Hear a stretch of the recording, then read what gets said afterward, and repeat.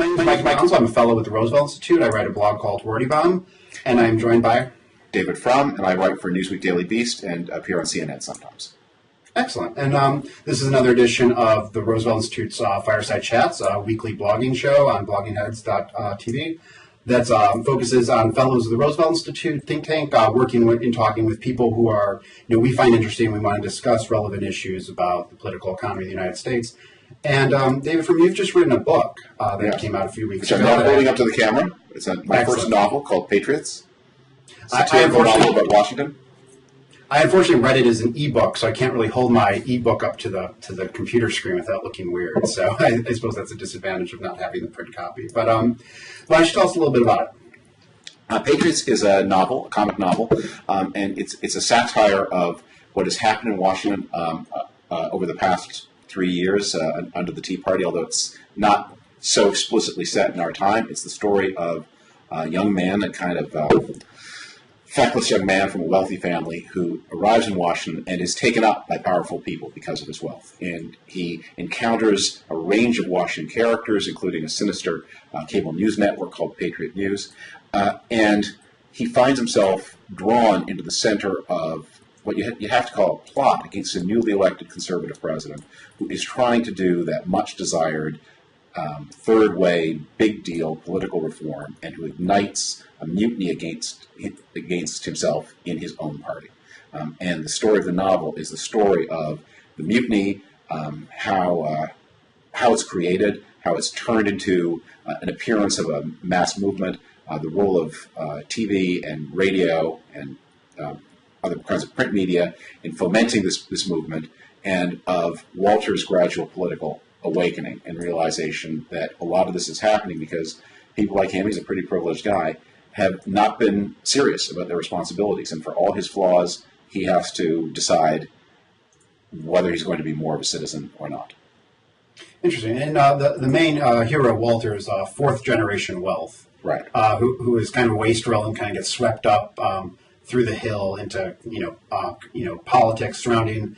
I believe in the book, it's a slightly fictionalized history. Some things are different, but the first black president has just been defeated, and a war hero president who conservatives were a little iffy about was elected into the presidency. And then it's a big question about what kind of things he's going to do. I like that touch because, as far as I understand, most of the second generation wealth in the United States have been huge conservative boosters. Like if you look at a lot of the conservative funders, they're second generation wealth. So it's interesting to see a few generations later someone who's completely indifferent. I think there's a scene where he's at a think tank kind of being educated into the politics of the day of since he's a job creator, what would he do with a tax cut? He's like, I'd probably vacation more in South Africa, which I thought was a nice touch. Yes. Well, he's sort of startled. People keep calling him a wealth creator and a job creator, and they talk about the burden of taxes, and he thinks, well, I get my taxes once a year in a pre-addressed envelope, and I sign and I send them away, and I never see them again. I don't find them so burdensome, and that is, I think, true to the experience of a lot of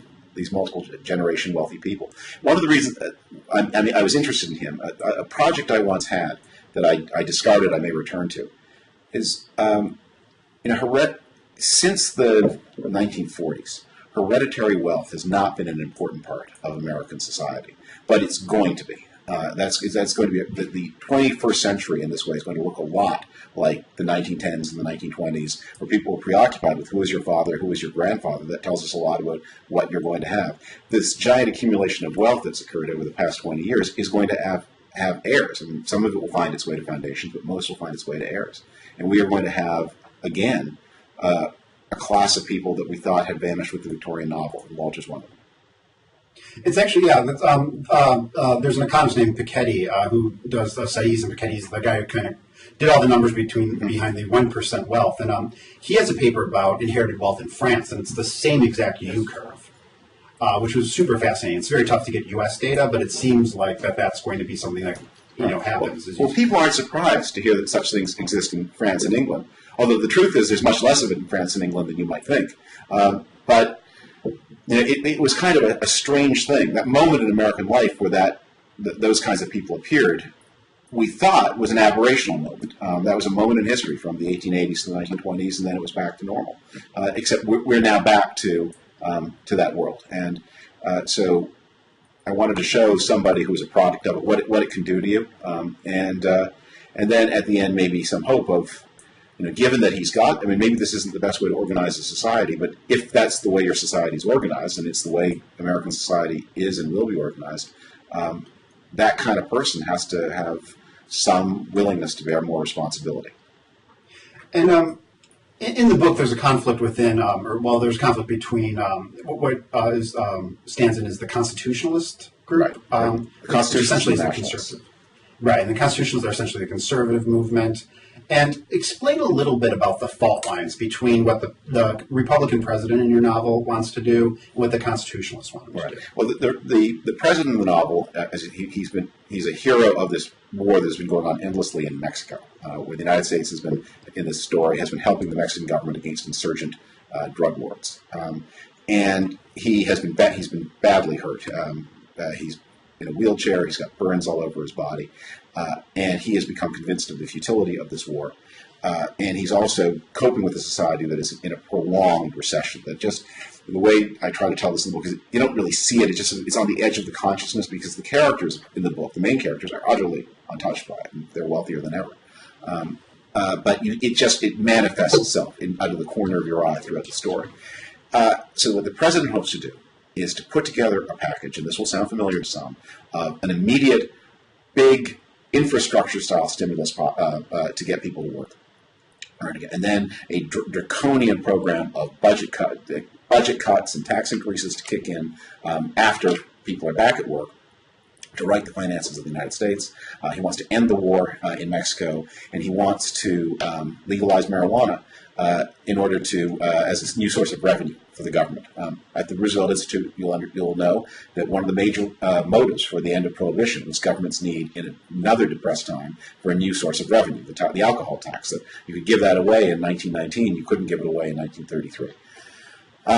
And his opponents resent this package, but see points of vulnerability because some of the taxes in his plan will fall on middle class people, and this is not to be totally wonky, but there's a tax on people who have. There's been a bit of a recovery in the price of housing in the book, and some people have had windfalls, so he wants to tax that.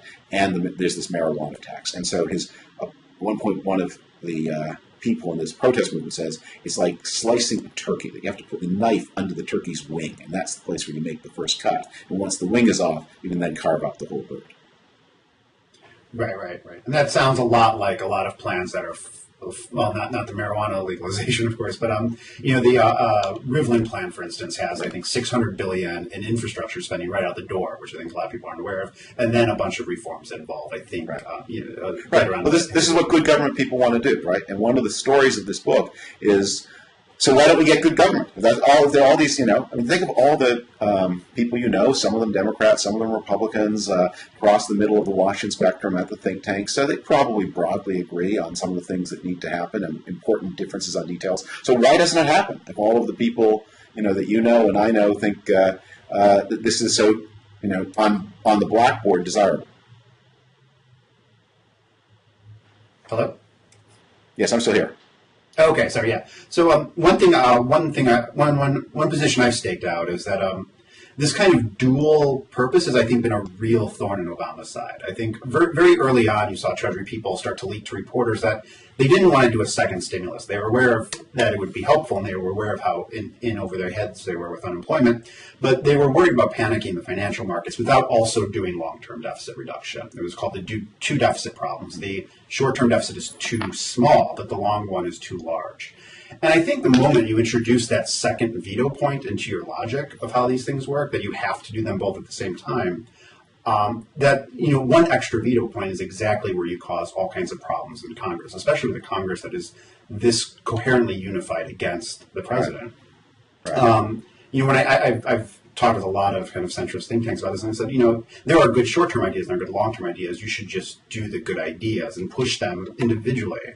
Because, when you see these things work together, there was one moment in one of the presidential debates, the Republican nominee debates, where all of the candidates rejected a 10-to-1 spending cut to tax increase ratio. This was around the time of the debt ceiling debate and whether or not you could kind of get a grand package through Congress given the political climate. And to me, I was actually shocked by that because 10-to-1 strikes me as a huge win for conservatives. But it strikes me also that the Tea Party logic is starting to lock itself in such a way that it's going to be very difficult for any kind of more center-right plan to go through. Right. And to kind of segue a little bit, one of the things Walter has to negotiate in the novel is trying to figure out what's motivating the political agents on the right that he's dealing with. And some of them are very ideologically driven, and some of them are driven by, I'll use the word hack, but there's a variety of things in there. They're driven by the political game itself. And I'm kind of curious how that works in the novel, and then how do you see that map into the right? We'll talk about that. Right. Well, in the novel, there are two sort of debates that take place in the novel, symbolized by two characters, and what you were saying before about the two deficits. So the two most admirable political figures in the novel are this President Pulaski, and then Walter's mentor, a man named Senator Hazen, who's the last of the moderate constitutionalists, the last of the moderate Republicans in the Senate. And Hazen says, "Don't do anything so complicated." And the president believes in maneuver warfare and taking people by surprise and skullduggery, and he has a very passionate defense about the validity of these kinds of tactics and how I just want to save the country, and afterwards you can tell everybody what a terrible guy I was, and you can then do all your process reforms in the next administration and deplore me, but I need to do what I have to do to save the country. And Hazen's argument is you have to understand there are just things you can't do in the American political system, and you have to not try to do them, as it'll just end in disaster. And then the second debate is the one you just alluded to there. There's a character who symbolizes the ideological part of Washington, and he runs a group that calls itself Americans for Entrepreneurship, and he's passionately opposed to any tax increase and very ruthless, but he's belief driven. Although at the end we see he's not averse to making a bid for self-betterment as well. And then there's another character who emerges from, it's kind of mysterious where he emerges from, but from the West Coast, and he then engages in a kind of xenophobic manipulation of a genuine problem, but way inflames it and exaggerates it to get on television to make people upset. And he is pretty obviously a flim-flam man. And there are those people too, and in the relation, and these two characters do end up coming together and forming a working alliance. So one of the things I read in the book is a sense of loss at where the Constitutional Society or the Constitutionalist Party, the conservatives, came from. And there's a scene, the think tank stuff I watched very closely, and there's a scene where Walter's walking through, and all of the big names, the stand-ins for James Q. Wilson, Milton Friedman, and Robert Bork, and others, are kind of relegated off to the side, or their funding's been cut. And the much more activist people towing the line, and people really pushing the ideological, political warfare part of it are brought in. And one question I have, it's interesting that one of the heroes of the book is a moderate Republican senator, because you have been around the conservative movement long enough to know that to be a moderate Republican senator is often been a point of contention, right? Those are often the enemies that need to be purged. And when I talk to friends about politics, especially friends who follow politics maybe on a yearly cycle as opposed to a weekly or daily cycle, what they'll say is, is this Tea Party really a new thing? Is this the same thing that we saw in the 90s? We talk about Rush Limbaugh right now and his power of the Republican Party. But Rush Limbaugh was very active in the 90s. He was very active with theories about Bill Clinton that were, very weird, like, say, Vince Foster and all that stuff. And so I'm curious, is there a deeper continuity, or do you read that something essentially broke around 2007? No, I think there's continuity and there's discontinuity. And one of the things that makes fiction fun and interesting, one of the things that is also necessary to make it work, I discovered, having never done it before. Aristotle was right about the unities. You need to you have to intensify. So you tighten the aperture, you limit the story in time and space in order to make what is happening more visible. In nonfiction, everything has deep causes, and everything has antecedents, and nothing is wholly new. That said, I do think in the world of nonfiction that it is different since today as compared to the 1990s, and in this way. One is I would point to, I guess, three differences. The first is transformations in the media culture. When Bill Clinton was elected, there was no Fox News and there was no internet. People still sent, there were paranoid, crazy rumors that went around. They moved by fax, if you can believe it. And that wasn't that long ago. But that was a different world. And the change in the media culture, I think, is a very real and important thing. The second thing is there has been an economic change. That although Bill Clinton was elected in a time of economic uncertainty, and he was also elected after a long period of economic expansion beginning in 1983.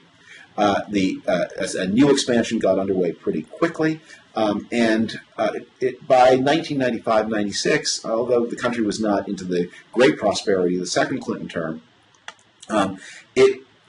the long-term future of the United States looked pretty bright. Today, we are in a time of austerity, and we're even after that's been true. We had a half a dozen disappointing economic years at the beginning of the 2000s.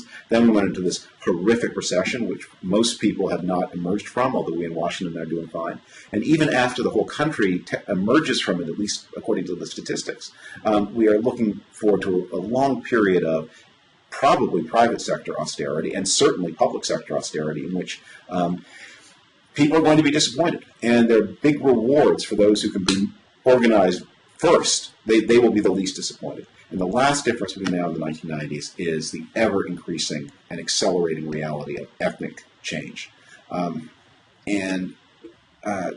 That redistribution in the United States, although when you hear about people talking about it on TV, they talk about redistribution from those who earn, if you're a conservative, to those who don't, redistribution from rich to poor, if you're on the liberal side. It's also unavoidably ethnic redistribution. And ethnic redistribution always meets way more resistance than class redistribution does. Yeah, there's probably one of the most tenuous moments in the first 2 years of the Obama presidency was the Joe Wilson's "You Lie" moment.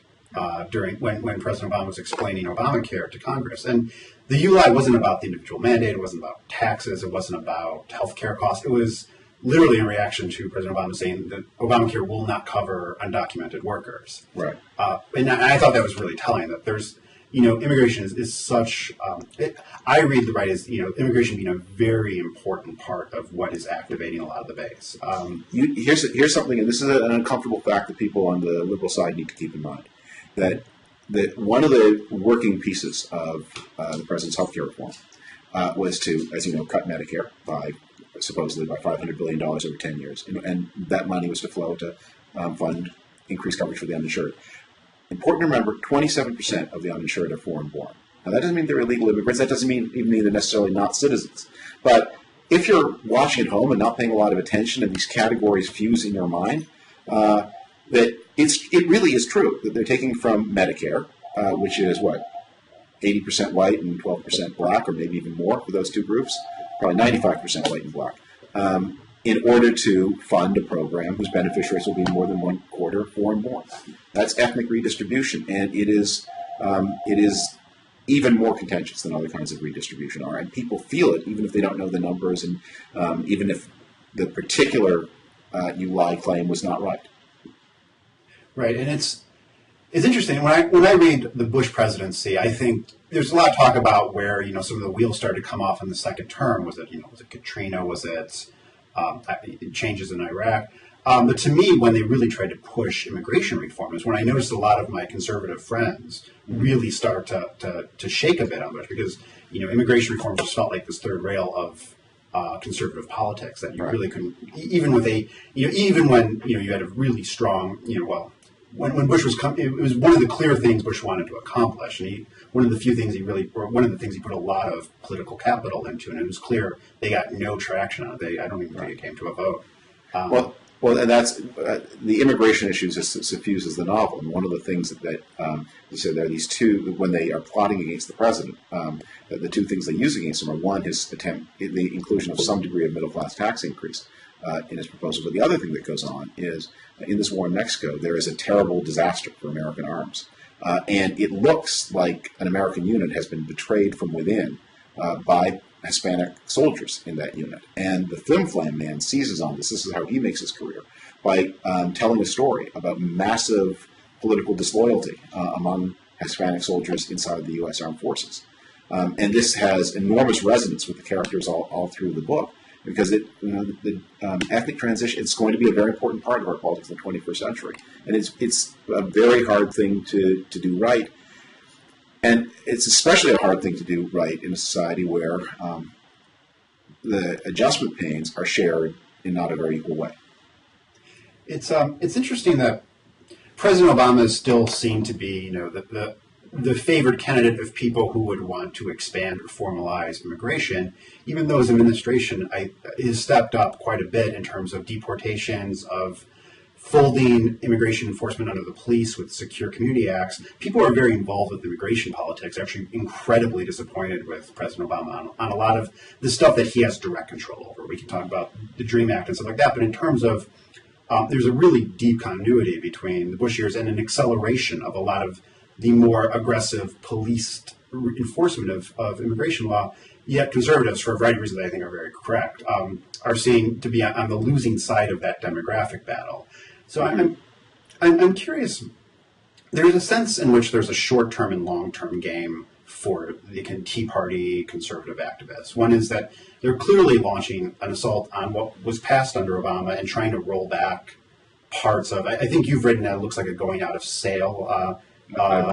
Or going out of business sale for the baby boomers right now, and the general idea is that if there are gains short term, the party will lose in the long term because it's not acclimating itself to the new quote unquote emerging Democratic majority. And there's a long theory about there'll be more immigrants, there'll be more professionals. The job market will be more polarized. There'll be more service workers and more professionals. There'll be more women in the workforce, or women will secure a larger proportion of the economic pie. I'm curious how you see that long-term and short-term dynamic. Well, I bring to this both a set of biases, because I play politics in other countries as well. I'm very involved in Canadian politics, and I've been a pretty close spectator of British politics. And what you see in Canada and Britain is that conservative parties can make themselves multi-ethnic.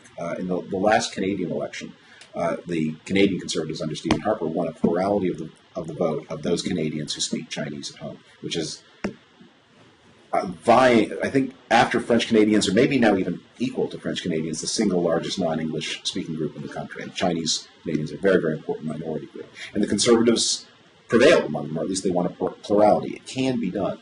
The challenge for the United States, there's a political challenge and there's a policy challenge, is the United States has not taken its immigration from East Asia or South Asia overwhelmingly. It's taken it from Latin America.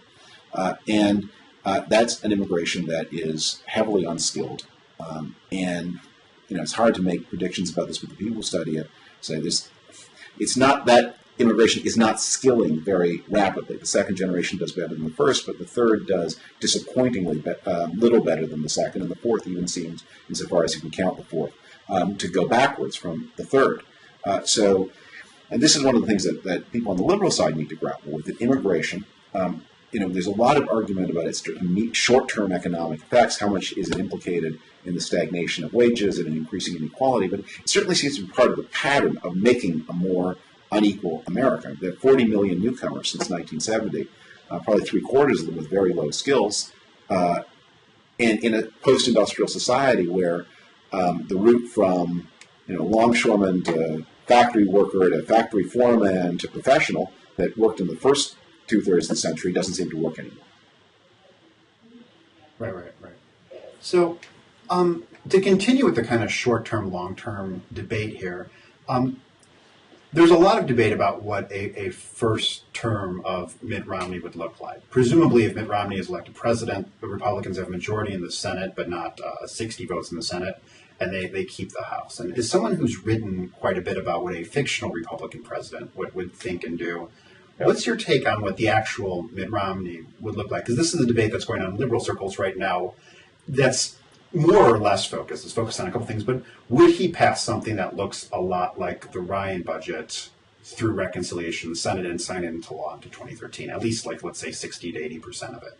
Do you think that is something that could happen? Or if you see other things happening, what would they look like? I think he will have limited running room. And a lot will depend on how much the gay marriage fight comes to a head in 2013. If Romney has to pay the people who elected him, who did the work, who made it possible for him to be president, who has made various kinds of promises. If same-sex marriage becomes a national issue, if it comes to the Supreme Court, and if he were, for example, to die in the last ditch fighting that, he might buy himself a little bit more credibility with the more conservative parts of the party that would give him more maneuver room on other things. Because here's the core factor with the Ryan plan. I mean, one is it's desperately unpopular, and the more people find out about it, the less they're going to like it, and Republican members of Congress and the Senate are going to hear about that. And the second thing, anyway, is the Ryan plan is kind of a fantasy that you can pass it, but the budget cuts begin to bite in a serious way a decade down the road, and it's hard to sort of imagine that in 2023.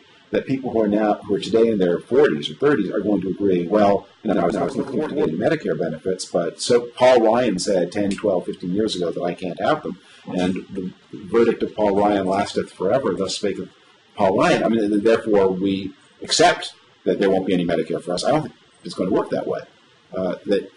Can you remember even the names of the budget agreements that were passed in the 1980s? Some of them, but not all of them. So I think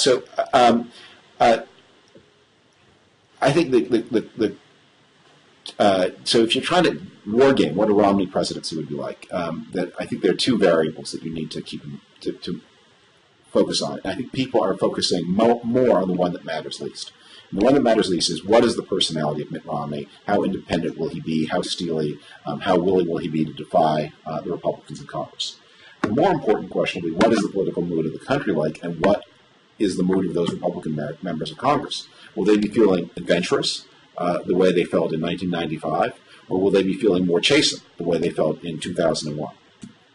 Well, it seems like congressional members, especially in the House, have essentially they've been putting a lot of work prepping themselves to vote for the Ryan plan. I mean, they've been voting for parts of it or in its entirety in the House, willing to absorb the kind of political blowback. Now, it's different when it looks a lot more likely to pass and people pay attention to it a lot more. Yeah. But it strikes me that they're all trying to kind of bind themselves to the mast of this ship that's going to head out. And there was a great Grover Norquist line about President Romney, or about the primaries, and he said something like, it doesn't matter who the Republican president is, as long as he has 5 fingers to hold the pen to sign the bills Congress sends him. Which to me is really the kind of crucial dynamic there, because I think you would see a real rebellion like the kind you wrote about in your book if Romney even is seen to deviate from the line. Well, he will not be able to be the Governor Romney of Massachusetts. That if the idea is he gets to be president and he says, you know what, I'm communing with the spirit of George Romney, and you know what, on second thought, I actually think I did something great in Massachusetts with my Commonwealth Care plan, and I'm going to be that guy again, then there would be a mutiny. And he will have to pay the people who elected him, as every new president does. The 5 fingers and a thumb, I think, that has to irritate any president. They don't like being talked to in that way. And then there's this one other thing. I saw this interview with Paul Ryan that Paul Ryan did with, I believe, with Jonathan Karl of ABC in the back of Paul Ryan's car. And Karl asked him, if the Republicans lose seats in 2012, or even if they lose the House, which is not utterly inconceivable, how will you deal with blame? And Ryan developed a series of answers to these questions. What I was struck by was there was very little of it, which was, are you joking? My plan is massively popular. And quite a lot of it, which was why the reason we go into politics is precisely in order to seek an honorable death. I think that the seek an honorable death speech works on the caucus for 45 seconds or for 45 minutes for the length of the meeting. But people come out of there and say, I'm not sure I ran for office in order to seek an honorable death. I kind of like to survive. And that may be a very different mood again in 2013. Right. It's easy to seek honorable deaths when there's not really a death involved. It's just, kind of play voting, and voters aren't really paying attention. They're not thinking about what they're... I'm surprised and disappointed that more Americans, and you probably have watched this, but more Americans have not watched the Yes Minister series, which is this fantastic series made in the, middle 80s about the relationship between a British cabinet secretary and his chief civil servant. Whenever the chief civil servant wants to stop the cabinet minister from doing anything, what he will do is allow this look of admiration to cross his face and say, "Why, minister, that's very courageous." And the cabinet minister will say, "No, not really. Oh, yes, minister, it's exceedingly courageous, even bold." That usually kills it. So to finish up the short, long-term Tea Party story is, there's a part of me that thinks that the Tea Party has been remarkably successful in terms of the conservative agenda. Now, that the conservative agenda needs to be defined in context of this, but there's a lot of stories about public sector layoffs that are going around, and there's a number that's around says that if public sector kind of just grew at its normal pace, or even if it kind of stayed the same, unemployment would be about a point lower. We've lost about 600,000 jobs, 250,000 in 2011. They tend to be teacher-dominated, as is the public sector is teacher-dominated. And this is, the exact wrong moment to try to restructure the state government, even if you want to do that, or even if you don't. Yeah. And my colleague Bryce Colbert and I dug into the state level data, and the 2011 losses were primarily, the state level public sector losses were, in terms of job losses, were primarily dominated in the 11 or so states that went Republican in terms of both branches of their legislature being controlled by this new wave of 2010 congressional Republicans. And we're talking big losses, like maybe on average 3% of the workforce in 1 year. You also look at various other things that happened in those states that were taken over by the Tea Party. You see there are incidents of what is called restrictions on reproductive rights. But broadly speaking, restrictions on Planned Parenthood, restrictions on the way money is spent out from the government. And even though, and successfully, right? And if you talk to the bishops, if you talk to pro-life movements, they'll say the Tea Party has been very helpful with advancing their agenda at the state levels. And you also see voter rights essentially stopped in those states. And you see a lot of states that are moving essentially to stop same-day voting, absentee ballots, and so on and so forth.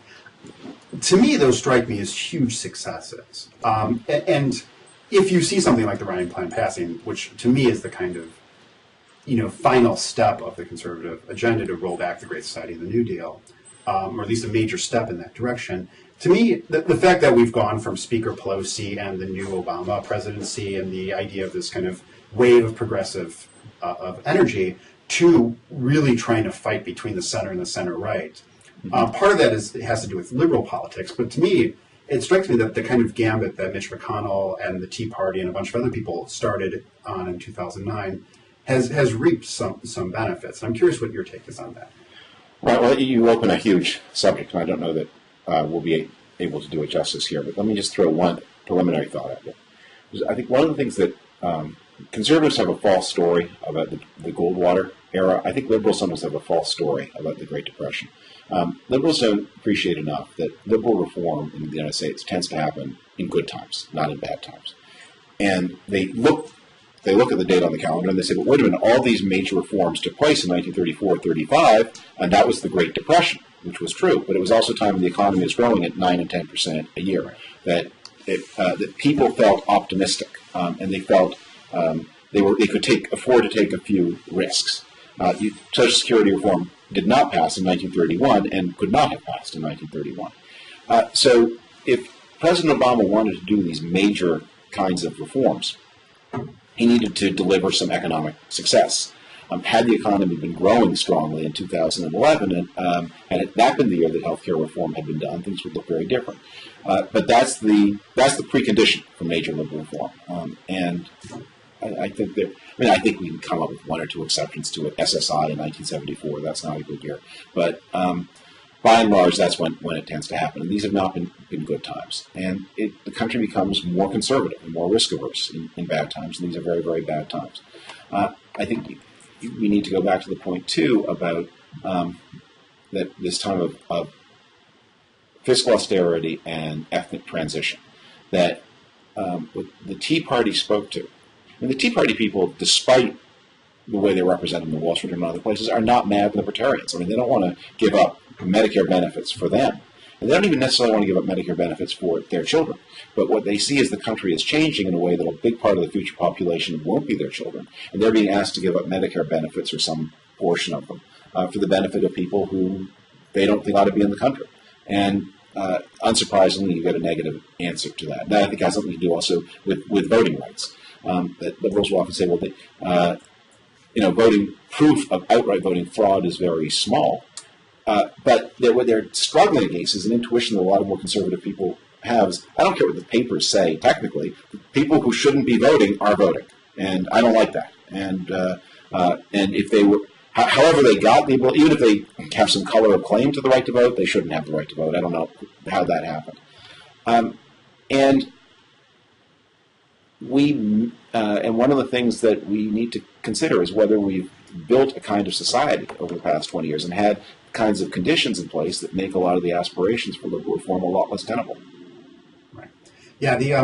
The real New Deal that we think of as the New Deal, not the kind of botched early planning exercises, but the kind of core, economic security, managing the business cycle, so on and so forth, occurred in 1935, which, Roosevelt essentially just went off the gold standard and the economy just picked up and then threw a bunch of money and ran a deficit for 4 years. And the economy, we weren't at full employment in 1935. But if you actually look at the growth, I mean, you wonder how he gained so much, the Democrats gained so much political power after that first election. It's exactly because they were riding a huge wave of economic growth. If I remember right, by December 36, except for employment, which still lagged, everything else, profits, industrial production, and not the stock market. All the indices of output by December 36 were all back where they were in the summer of 1929.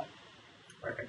So you mentioned the Goldwater myth, and the way I have it as someone who read and loves Rick Perlstein's Before the Storm, which is a history of the 1964 Goldwater campaign, is that they lost big in 1964, but they showed their convictions, they built a movement, they made the connections, and then in 1980, 16 years later, after they all kind of went out and started building their careers, they were able to finally accomplish the revolution by getting, a solid stock, the speaker at the convention, President Reagan, elected president, and that, sometimes you have to lose big in the short term to build the true movement in the long term.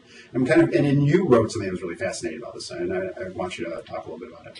Well, it's fun. This is one of those places where the right and the left converge because it's in both people's interest to believe this story, that the defeat of Barry Goldwater in November 1964 was not a total disaster for the Republicans. As you say, it laid the way. And then liberals who are on the sort of more left edge of their party say, right, and that way if we do something that seems as crazy as nominating Barry Goldwater, it will work itself out in the end. But in my estimate, Ronald Reagan, supposing Lyndon Johnson had done a better job of managing his presidency, what happened when Barry Goldwater lost, he took down a lot of the Midwestern Republicans with him, a lot of sort of more marginal districts. And he gave the Democrats something they hadn't had since the 1930s, which is not only a Democratic majority in Congress, but a liberal majority in Congress. A Democratic majority so big that liberals didn't need to deal with the Southern conservatives anymore. They could begin to outmaneuver them. And that meant in 65 and 66 passage of a dizzying range of programs, all of which are still here. They are permanent parts of the American landscape. After those things were done, it then also happened that there were urban riots and an unsuccessful war in Vietnam and an inflation and a crime wave. But none of those things had to happen. And if they'd been prevented, then the conservatives would just have lost, and because of Barry Goldwater, Medicare would have been passed, and the Voting Rights Act, and other kinds of liberal reforms, and Johnson would have been a successful president, and it would have just been an epic disaster that he was made to seem like a better idea by things that happened 10 years later that had no relation to anything he did. And it's the moral of the story is that while looking backward with hindsight, you can sometimes see where there are events where it was better not to get on the plane that crashed than on the one that did. It was better. There are years in which it's better to lose than to win. You don't know that in advance, and making a kind of the kind of statement politics that Goldwater did is never a good idea, and you will lose. And this is what point I argued to Republicans in 2010 through the debate over the health care reform. The Democrats also remember what happened in 1993, 94. They know they must pass this thing. They are going to pass it. They have the votes to pass it. It's going to happen, so you need to make it more acceptable. And if you then say, well, okay, well, they'll pass it, but they'll lose the election of 2010, that's not much of a payoff because elections come and go. But this piece of legislation is here forever. Yeah, it's. I think Larry Summers had said something like, if it survives the next 3 years, our grandchildren will be talking about some form of Obamacare, right? And Lord knows what will actually happen. But there's every reason to believe that this will cement itself. People become acclimated to it. People become part of the normal process of the political environment, and it's actually even more. It's not 3 years. If the Supreme Court doesn't strike it down, which could happen, but I would be amazed if it does. That even if the Republicans win everything in 2012, repealing it is going to be extremely difficult. And not just from the technical point of can you use the reconciliation process to defeat the filibuster, but there are going to be interest groups that are going to be pointing out to people that there are individual things in it that people like. And so the Republicans are going to be constrained to say, well, we won't abolish this part, and we won't abolish that part. And the moment you are making exceptions, then your one-page piece of legislation becomes 3, 10, 15, 300, 3,000, and you run into the same problem with the Democrats. Unless you do an outright repeal, completely overriding everything that anybody might like, completely overriding the preferences of a lot of important organized interest groups, you're stuck. And I don't believe the American system does that. It is an interesting thing of the kind of Rube Goldberg device that is Obamacare, right? Because it's frustrating for liberals because it's actually very difficult to explain, and there's a lot of inefficiencies built into it. But the fact that in order to repeal it, you'd have to talk. If you want to repeal it but leave, say, pre-existing conditions in place, then you need every other part. The whole thing collapses. That's not the toughest part. You're going to be reinstating the donut hole in prescription drug benefit. Now, you go tell Republican seniors that we're going to pass this measure, and suddenly, I forget now where the donut hole is. I think it's between $2,000 and $4,000. Suddenly, everybody who's got a $2,100 health care bill, and a prescription bill has to pay $100 a year more. Good luck. Good luck, right.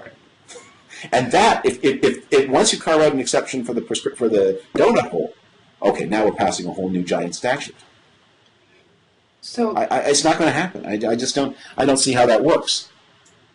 To segue a little bit, I'm kind of curious. I watch a lot of economic policy debates. It's kind of what I do. And what a sad confession. What's that? Me too. Yes. What? So there's a little pet argument running around saying that actually President Romney would be, if you are seriously concerned about increasing the short-term deficit and doing general stimulative things for the economy, it is much more likely you will see things under a President Romney than under a President Obama. And you can tell this through, there's a couple mechanisms to get there. One is that he'll immediately cut taxes, and that will increase the deficit, which we think will expand the economy.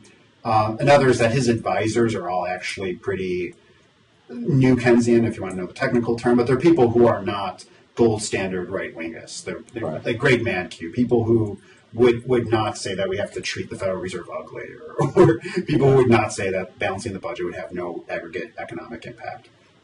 And President Romney can probably make trade-offs, and in addition, for doing some things that liberals would not like, he would obviously try to get unemployment down quicker to try to guarantee his political success.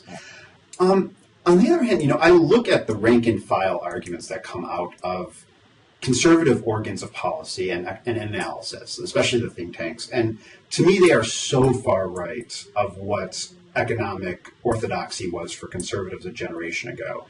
You see huge amounts of pressure on the Federal Reserve to not expand further. And we can talk a little bit further, but that was the Milton Friedman critique of Keynes, is that you could do this all through the money supply. You didn't need to have crazy dam projects that benefited local elites or built city machines.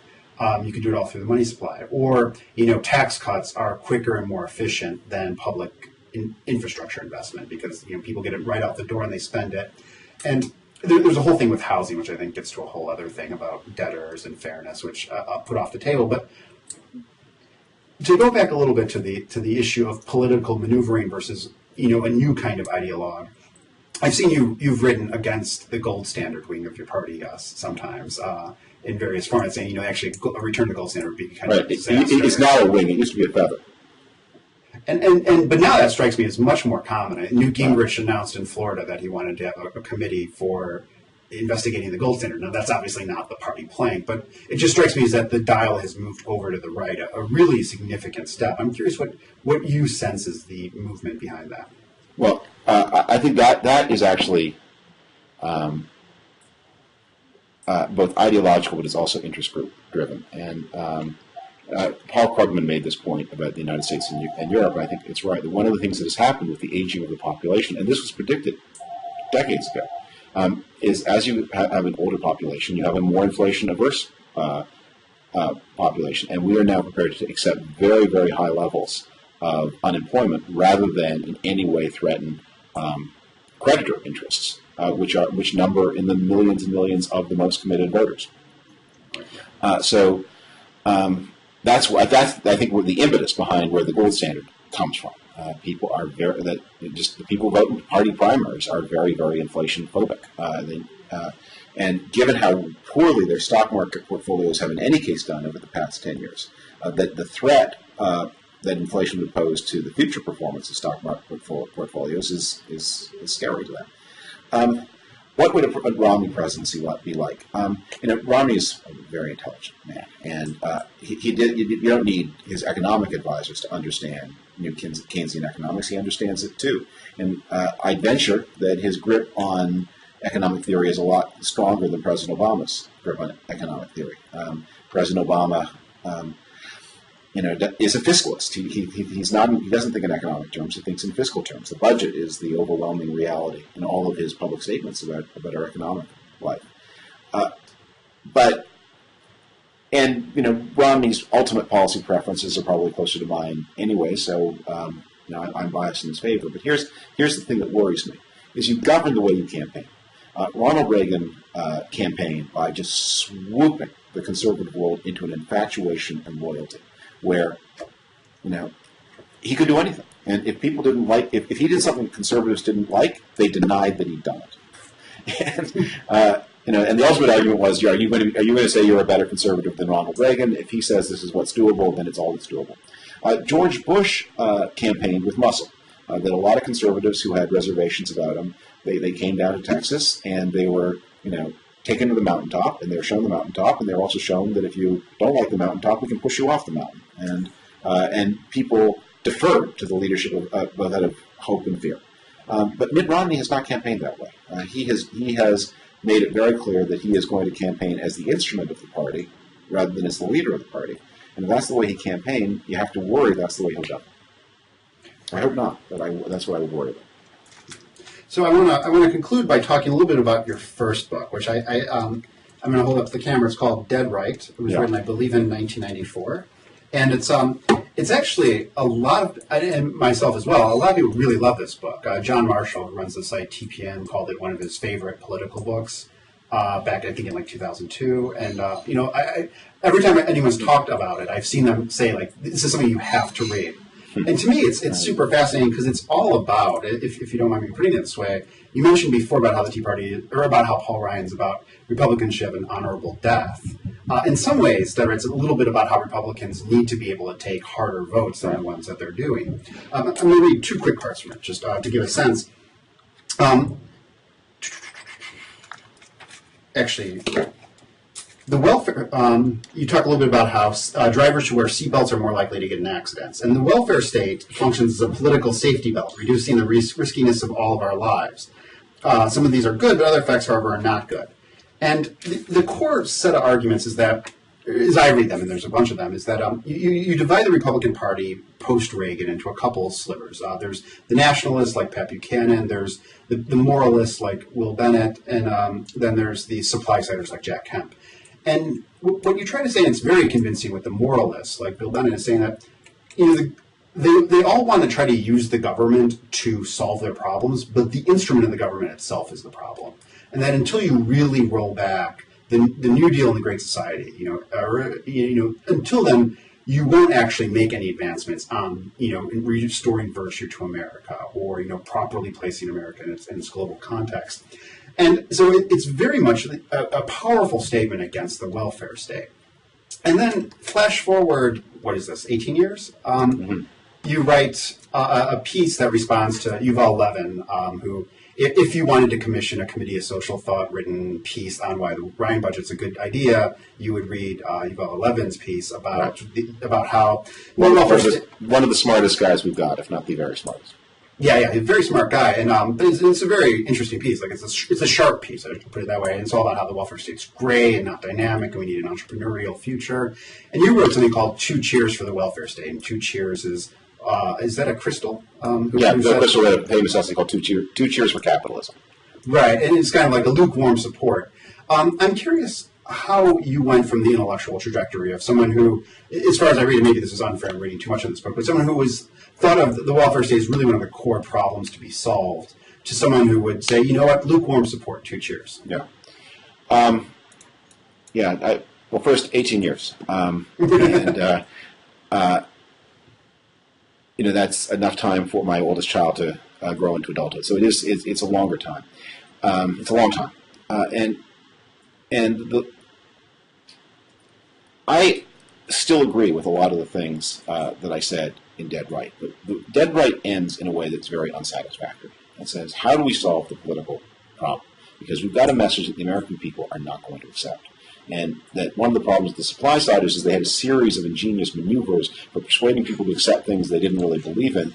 And I said, this is not going to be sustainable over the long haul. So what do we do? And the book ended, with a call to honorable death, but that struck me as I closed the book. Even then, is not a very good answer. That's not a governing philosophy. And so the one thing about the book I was never satisfied with was its message, its program, because the author of that book recognizes that program is probably not very doable. And a political program that's not very doable is not tremendously useful. And I had sort of thought myself into a dead end. And the other thing I'd worried about that for years after, is I returned to it and I wrote about the same issue in a number of other kinds of books. But the second thing that changed was, remember, that book was published in 1994, 1995. So at the beginning of this secular increase in productivity that starts in the middle 1990s, and as we can now see, halfway through the great moderation of the period after 83. And the background assumption in that book and in all of our lives in that period from 83 to 2007, quarter century, was the American economy is going to be less gentle and secure than the European economy, but it's going to be incredibly dynamic. And the alternative to social programs that the United States has is you can always find a job. Get in your car, drive 1,200 miles, find a job. Maybe not as good a job as the last job you had, but there's always a job. And maybe there's a recession and it will last a while and you'll be out of work for 6 months and you have a safety net to carry you through that period of 3 to 4, 5, 6 months. But at the end of that 3 to 4, 5, 6 months, there will be a job. Get that job. Don't depend on the state. And one of the things that, if you'd asked me in 1995, in fact, I know what I would have said to this, I probably wrote it, will we ever see again anything like what happened in the 1930s? I would say that was impossible. And Milton Friedman, wrote all these explanations of why it was impossible, and all of us who were influenced by Friedman's teachings accepted it as just impossible. You could not have a 1930s-style depression again. And now we're having it. Not as bad as the 1930s depression, but bad enough. So you have to say, well, but the core assumption about the way the American economy would work that was behind Dead Right, that has turned out to be not true. The American economy is capable of plunging into, and the European economy too, plunging into prolonged mass unemployment, in which there are no jobs, in which if everybody, what's the rate? Right now the ratio is 3.5 job seekers for every job. At the worst of the recession, it was 5.5 job seekers for every job. So what happens to those 2.5 people? What happens to them? And I suppose, and on a personal note, probably the one and only administration I'm ever going to serve in my life, and that was a great experience and very meaningful to me, was the administration that left behind this mess. And I don't know that I would attribute fault uniquely to that administration. A lot of the key decisions were actually made by the Clinton administration. Nonetheless, my fingerprints are a little bit on it, and at least. They're not very big and important fingerprints, but still a little bit. So you brood on that. Think, well, what are we going to do? It's possible. The thing that I would have thought in 1994, 95 was impossible has happened. And you could have hunger in the United States if we didn't have food stamps. Right. I mean, when there was a famous speech that got by Bob Lucas, who's kind of like another Milton Friedman inside economic circles, and I think it was 2005, where he said essentially the business cycle is over. We should only focus on long-term growth. That to the extent that there are recessions, and there will be, they just won't be that bad. We'll be able to steer them back pretty quickly. We'll have enough stuff in place that I would have totally believed that in 2005. I mean, I was worried about what was happening. By 2005, I was worried about what was happening to median incomes.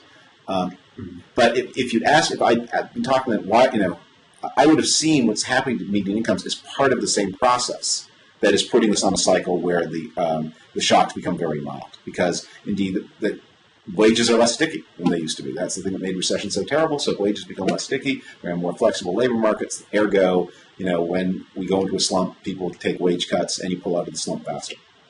Right. And it's interesting because I think the book is correct on one core point, is that the night watchman state is not coming back through normal Republican channels, right? So like the real fights going forward are going to be about the administration of government services, like whether or not Social Security functions as it does now, or is it private accounts, is Medicare a government program, or is it coupon, that is, so-called premium support, in terms of, education, do we still have public universities as we understood them under the California Master Plan, or do they look like a much more privatized solution? And those are very contentious debates, but the amount of government spending looks very similar under most of these circumstances. Right. And I'm on the conservative. I just want to say here, I'm on the conservative side. I get sort of sometimes too warm a response from liberals, and I get these days very cold response from conservatives. I mean, on those debates, I will be on the conservative side. I mean, I believe in private provision. I believe in competition. I believe in markets, and I'm willing to live with, for the sake of economic growth, pretty high degrees of economic inequality. What I don't like are extremely high degrees of economic inequality with no economic growth. Right. And the other thing that I find very interesting in left circles, perhaps a little bit more to the left than normal liberal circles, is that there's a real debate about race, class, gender, right? So is class the most important fight, or is race and gender an equal fight? Nancy Fraser refers to it as a politics of redistribution versus a politics of recognition. And this comes out a lot of the multiculturalism fights in the 90s. And there's the kind of money over everything argument, right? Where Marxists will say, really, what you want to focus on is class, and because all the other problems are symptoms of that. And the cool thing about Dead Right is that, and I'd recommend both books, Patriot and Dead Right, is that it's sort of a similar analysis, right? Is that all of the pathologies you're diagnosing, from how flabby the university is intellectually to the breakdown of the family, are all symptoms of the Great Society and of the New Deal and of the federal government largely. And without tackling the money part of it, it's not important to tackle the class part of it. I'm curious how much that resonated in the 90s and 2000s with people, because I think you did see a huge extension of those kinds of virtue arguments or arguments, and you still see them now. And they're important debates to be having. But I'm curious how much the idea that at its core, because this is one way to read the Ryan Plan, right? Is at its core, it's about radically limiting the size of government, right? And then that will take care of everything else. And do you think that still has a lot of, or did that have a lot of animating forces behind it, and does it still? Yeah, I think that, and I think one of the things that is happening is there is much more a mood of conservative despair about American society than there has been for a long time. And I think part of this has to do with the aging of the population, especially the aging of the conservative population. It has to do with ethnic change. It has to do with terrible experiences that conservatives have gone through, same as everybody else. Their houses also lost value. Their 401ks also lost value. And their leaders also let them down. That one of the things I think that we are contending with in the Tea Party is, we can have doubts about Freud as a psychologist, but as a literary stylist, he was pretty great. This is the return of the repressed. I mean, you can't talk about George W. Bush, but that doesn't mean you can stop thinking about him. And Thomas Edsall wrote a book, Age of Austerity, that came out last year, that argues essentially austerity politics are custom designed for conservative dynamics. That liberalism is literally, a lot of liberalism is about sharing the pie, right? Like we grow the pie fast, then we can share it among everyone. And though, there's creative destruction, but there's also generous flexus security, as they would say in Scandinavia, where when it's actually about having to inflict losses on others, there's something about conservative politics, and then he does a psychological examination of this that's very trendy right now. I'm not sure if I buy it, but that the austerity regime is going to be particularly beneficial for conservative politics, where liberal politics, you can't share a negative loss, right? You can't share no growth. Right. So I think about that a lot. As I say, like you, I have some doubts about the psychological explanation of it. But I think conservatives have some advantages in mobilization. The conservative coalition is a more coherent coalition than the liberal coalition. So there's a mobilization advantage that makes you more effective. Plus, there's also a huge advantage to whoever is not the incumbent in a time of austerity. And think about if it had happened that John Kerry had won in 2004, which could easily have happened. I think the Tea Party, we would have had a Tea Party in kind of reverse. That's something, by the way, maybe this is a thing to think about, is the need for the contingency in all politics. If Kerry had won that 2004 election, he would have inherited the crash of 2008. And then what would American politics look like? Right. Well, all right. Well, that wraps up about an hour. This was a really great time. Thanks for talking, Dave. Thank you. Thank you for making the time, and thanks for your interest in the books. I really appreciate it. And thanks to the Roosevelt Institute for hosting us. Thank you. Take care. Bye-bye.